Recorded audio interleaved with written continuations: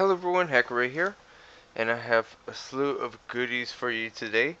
We have the EK Waterblock itself, we have the EK backplate, and we have the terminal for our SLI configuration. Now, you want to check with your motherboard to make sure which one to get, because you have to have it in a 16x PCI slot to run SLI. So remember that. And if you're using the Asus Deluxe, the 3-port will not work for you. Alright, so now I have my non-reference cards. These are Zotac 780 Ti's, OCs, the overclocked editions. But what's great about these EK Waterblocks is the fact that they are compatible with so many different types of cards, whether it's reference cards or aftermarket cards. So these cards and your card should work as long as you pick the right model for the right type of card that you have, i.e. the Titan 780 and the 780 Ti, or a 760 or 740. So make sure you pick the right one. Now if you're using a 780, the Titan series will work on it. So you're going to undo all the screws to separate your card from the cooler. And then you're going to lift up gently, because as you see there is still a cable there for the fan header. And so you're going to want to lift slowly and then pull that fan header out. Our next order of business will be to clean off the GPU. As you can see, that thermal compound didn't have a good spread on it, but it still kept it pretty decently cooled. I really like the way Zotac built their cooler. It's a very efficient cooler, but it's just too big.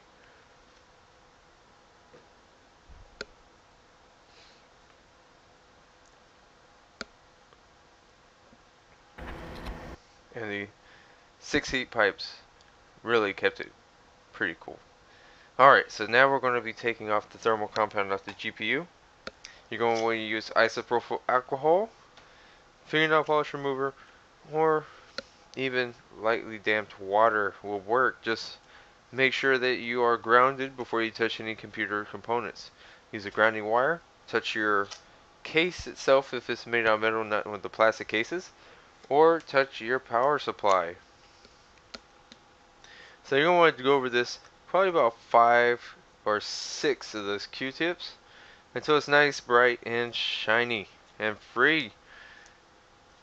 That way when you apply your own compound,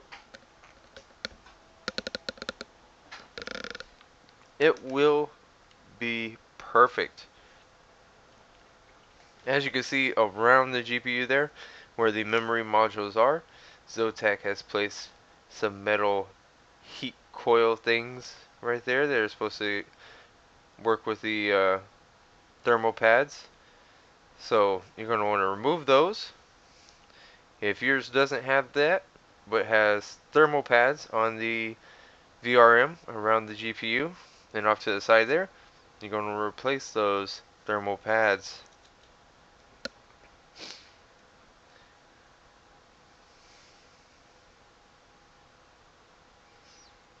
Now, you're going to remember to go over all the memory modules on the side near the GPU that you took those thermal pads off, because they need to be free and clear of that paste so that your new pads will stick without any issues. So go ahead and measure them out. You can either cut individual little squares to fit on top of the memory modules, or you can do one big bulky line like I did on one of these. And so you just measure it out. You'll cut your thermal pad to size.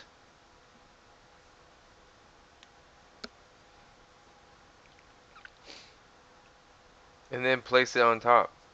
Now, if you're buying the EK water blocks, they come pre-packaged with the appropriate thermal pad for the model card that you got the block for. So you don't have to worry there. No 2 different pads of different sizes and you have to pick the right one. Or hope you get the right one. And don't forget, you're going to want to do this on the smaller memory off to the right there. You're going to want to put thermal padding on that as well, just so everything gets a nice even feel.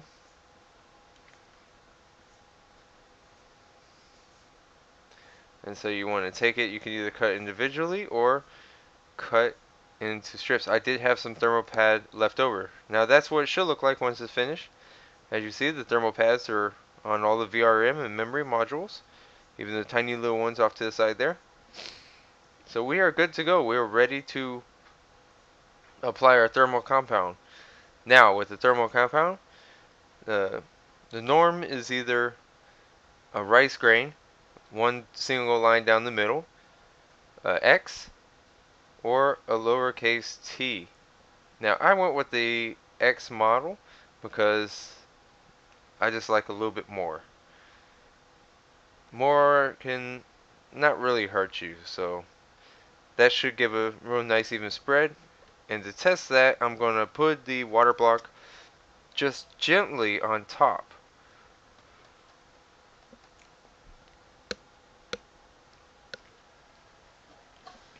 And then I'll lift it back up so I can see if I got a nice even spread. So there we go. And it covered up everything real nicely. So it looks like we got a nice good spread on there. So I'm going to go ahead, we put the water block down with the underside facing up, the side where we put it on the GPU. That way we can screw in our screws, because you're going to want to screw in the screws to the water block first. So we attach the card to the water block.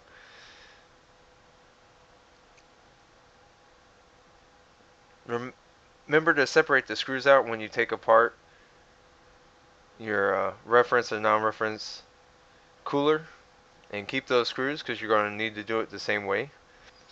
Now onto our back plate. It comes with thermal pad also. This is going to go for the same area that the VRM is. You just go around the outline that's placed and given to you. EK also includes some handy instructions that show you exactly where to put it. Now this one here I cut up into little strips. I probably could have left it one big line, but whatever. Oh no, it's already pre-done in strips. My bad. So yeah, these thermal pads are already pre-done in strips. The other ones I had to cut. So I did end up with extra though. So you might have extra with this.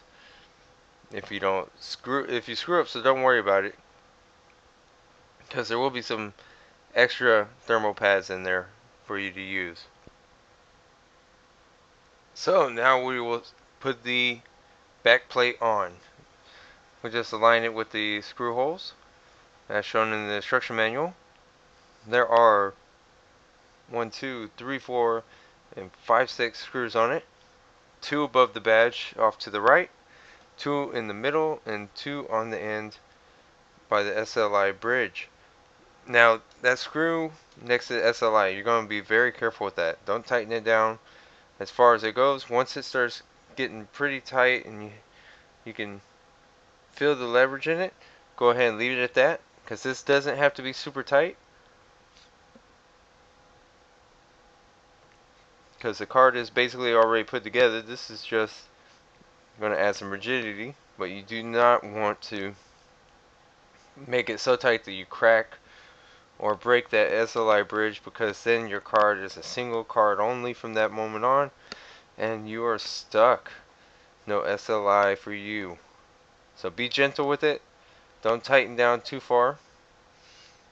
Just enough. Right there. There you go. See, I can feel some resistance, and that's good enough. Because this back plate doesn't have to be like super pressed down. It's not going to add any extra pressure to the GPU on the other side.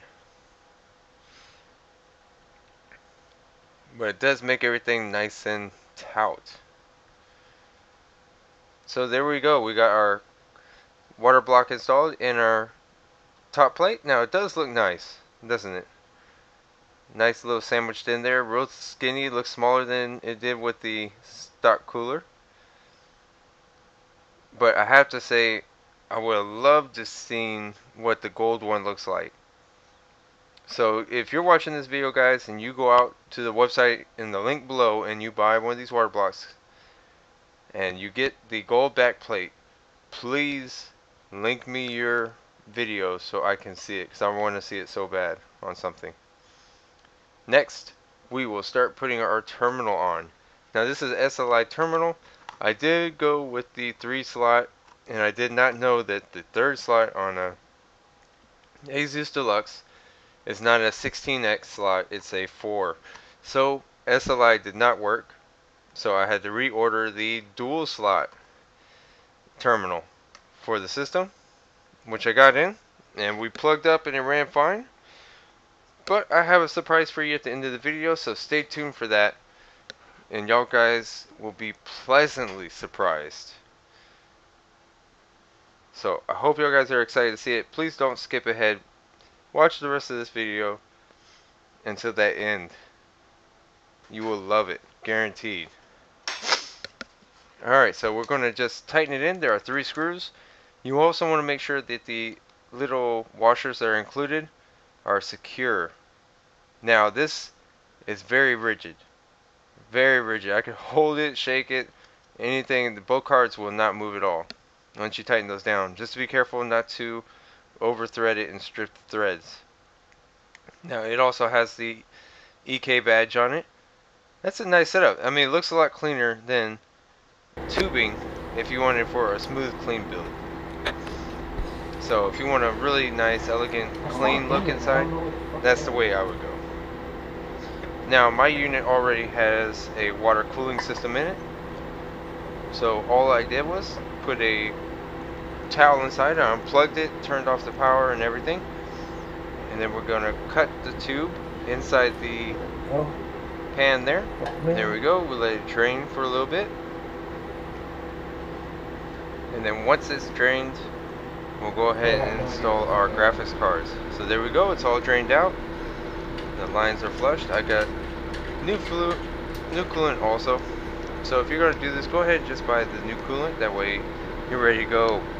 And make sure you get something that already has pre-additives in it, so it will kill any type of bacteria and stuff like that, because you don't want murky water. So now we'll install our graphics cards. And you just slide them in like you normally would. Man, is that thing rigid though. Whew. You could hold both of them up by the bottom graphics card, and the top one won't do anything. That's really a solid piece right there, everybody. So we'll tighten our thumb screws down, and then we'll connect up our power, and then we'll connect up our tubing. How do you hide the body? You just bury the body? No. So here we go. We'll start connecting the tubing now. As you can see, I have the silver pressure fitting on top. So we'll flex our hose to fit over that pressure fitting. There we go. And then we'll bring the tightening piece down. This is what creates that pressure to hold it onto it. Now this gives that elegant look, guys, but remember, these fittings are silver, and those pieces right there are very rigid, so that you can get a nice good grip on it. But after messing with the water and stuff like that, these will tear up your fingers. I mean, not like make you bleed or anything, but you'll have peeled skin and stuff like that, especially if you're tightening it pretty tight like I am. Anybody want a drink? You will have a nice good little peeling in there. Huh? So if you want to use gloves while doing that, I would suggest doing it. And if you're going to use any tools, I suggest using a towel or something like that to place over, because silver, it threads out really fast with the materials like wrenches and stuff like that. You can scuff it up and it takes away from that nice elegant look. So now we'll hook up the side fitting. You can either do this sideways like I have it to go straight across to your reservoir, or if your reservoir is underneath it, you have a full tower, or something with the trap bottom, you can have it go straight down as well into there. But I am using a mid tower out here, so it works best like this. So there we go, all fittings are secured, nicely tightened. There should be no leaks or anything. So we'll go ahead and plug the power back in on all the graphics cards using the 4-pin and 6 to 1 2-pin. So there we go. So it should have a total of 8 pins right there. So there we go. We filled the system now, and there it is. Looks like a beast, but I had to undo that setup because the slot that the bottom card is in is not a 16x slot, so SLI would not work. But when you're doing a new water cooling sit, you want to have good fans for it. So we got the Corsair SP120s. These are come in a dual pack, as you see here. As of right now, we are running one as an exhaust fan, one is a front internal fan, and 2 on the radiator. So that's a total of 4 of those static pressure fans from Corsair. Nice big fins on them. They're able to push a lot of air in this case. And as an exhaust fan, static pressure works the best. Now I do have a high flow LED fan on the front bottom, the side panel, and inside the case at the bottom near the power supply. Now what's great about these Corsair fans is they do come with 3 different color rings. So if you have a white case and you're doing a white build, you can have that. If you have a black and red case, you can switch it to a black ring and it will do that. Or do like me and have the blue. It also comes with a quiet adapter, which will lower the fan speed and keep it nice and quiet. But me personally, I like them to run at full speed and it keeps it really cool. Even at full speed, these fans are not loud at all. They are very quiet fans, even running at their max RPM of 2,300 RPM. They are still super quiet. And I am running 4 in this case. So there we go, we got the 2 on top there. Now they are pulling air into the case, going through that radiator. There's the one up front, and the one in back. So guys, this is my setup as of right now.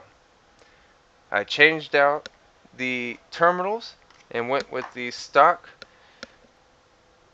EK for the water tubing terminals right there. And I had a little bit of fun with the hosing. I thought it looked nice. I think that looks really cool. It's pretty awesome with the UV blue. As you see, the reservoir's topped off. All the tubes are full, no bubbles. It looks very good. Now there was a little bit of a scare because one of the seals did not seal properly on the EK dual, the 2-slot terminal, when I put it in. But I let everything dry out overnight, came back the next day, ran some benchmarks, everything is good. So we are now running at 100% here. Water cooled, playing Far Cry 3 on max settings. Everything ultra, anti-aliasing, everything all the way maxed out. The highest temperature I hit was 63 degrees Fahrenheit, which is very good on this cards, because they are pushing a lot of power. I think it was running at 93%. So it was running almost near max. Here's what it looks like with the side panel on. As you see, I have the LED fan on the bottom and in the side panel there. And we got our SP120s. Those things just move air. If you want a good exhaust fan to push heat out, Corsair SP120s are it. So now let's get into the benchmarking. We are doing the Heavens I think it's Heaven's Gate benchmark. Now we're running this at everything. We got anti-aliasing times 8, tensillation times 14, antroscopy times 14, and we're running at 1920 by 1080p resolutions. So off to the side here, I have two monitors for the graphics cards. They will not only show the clock speeds and memory speeds, but also the temperature that they're running at. Now, these are overclock cards, so they hit around 1000 megahertz at their top speed, and they run around 900 on their regular speed for unoverclocked. So when the boost kicks in, it kicks in. So now, as you can see the benchmarking here, we're running around an average of 90 to 100 and what was that, 120 frames per second here. So that's not bad. Don't mind the red frame rate in the corner here. That's using Fraps, and Fraps automatically taps out at 30 to 60 frames per second while recording anyways. So no biggie there. But look in the top right corner of the screen there, and you'll see the frames per second running on the program itself. And you can see we hit our 1000 gigahertz clock speeds, and our temperatures are slowly creeping up there. Now, I have to say this setup is working nicely. There's a big beefy radiator in there because it is the Iron Tundra 2 from Ironside Computers. And so it's keeping everything pretty cool in there. But one thing I might do differently if I had a bigger case would be to run a second radiator somewhere in between the graphics cards and the processor. Some people say that doesn't affect anything, but to me I think it probably would, because running these benchmarks with just the processor hooked up to the water system, it was around 30 degrees Celsius. But after hooking up the graphics cards, the processor started to get up to 40 to 50 degrees Celsius. So it is losing some heat loss because of the extra heat in the tubings. So I think another radiator might help out with that. What do y'all guys think? Let me know in the comments below. Alright, now on to the main thing I wanted to talk to y'all guys about. Giveaway. I have these two terminals. Here I have a dual terminal and a 3-slot terminal. Now, if you are going to enter the contest for the 3-slot, make sure you check with your motherboard to see if your 3rd slot is a 16X and compatible for SLI. Now, the dual, I would suggest the same thing because you never know. Some motherboard manufacturers have it set up differently. So, check back on that. Now, these only work with EK Waterblocks. So remember that when buying. This will only work with the EK Waterblock. Okay, these come with 1 to 2 screws just as an extra, and then 1 to 2 washers or bushings or whatever you want to call them as an extra. That's it. If you have an EK Waterblock, you will unscrew the connector part for the hoses, and you will take the screws from that, and you'll take the bushings or from it also, and you'll use it with these blocks, these terminals.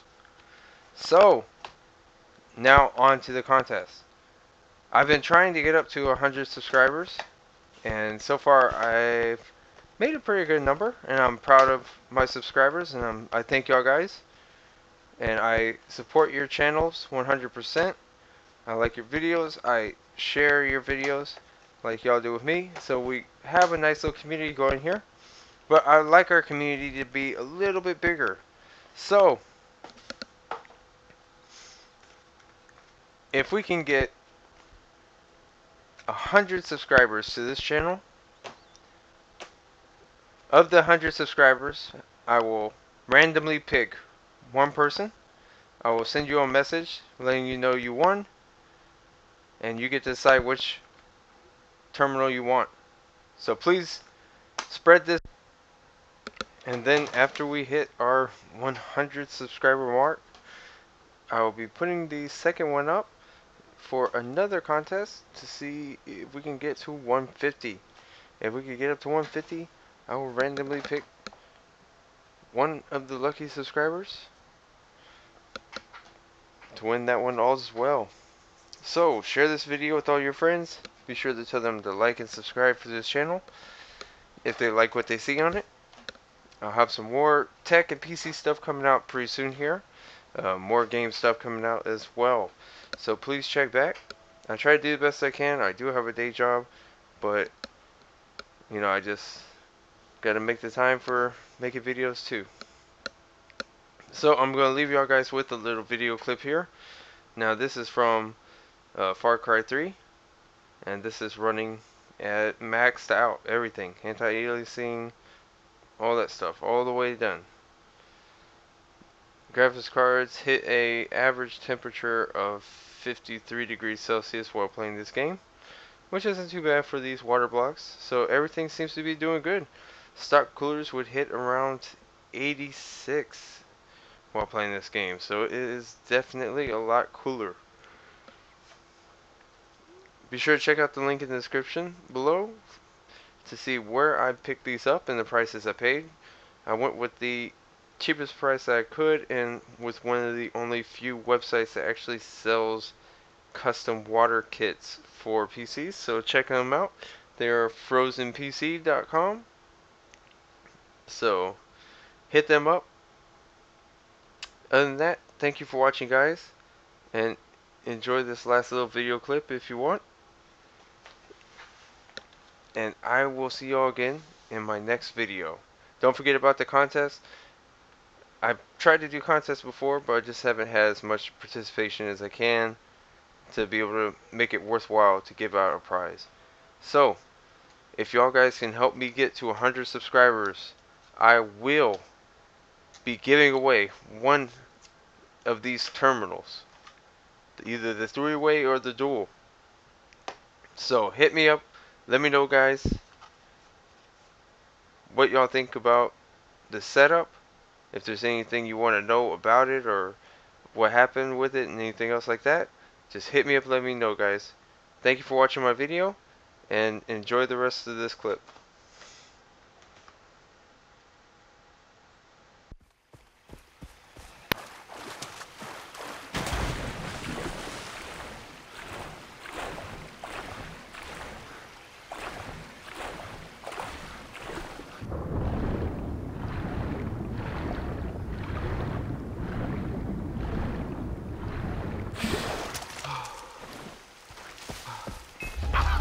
Oh my God!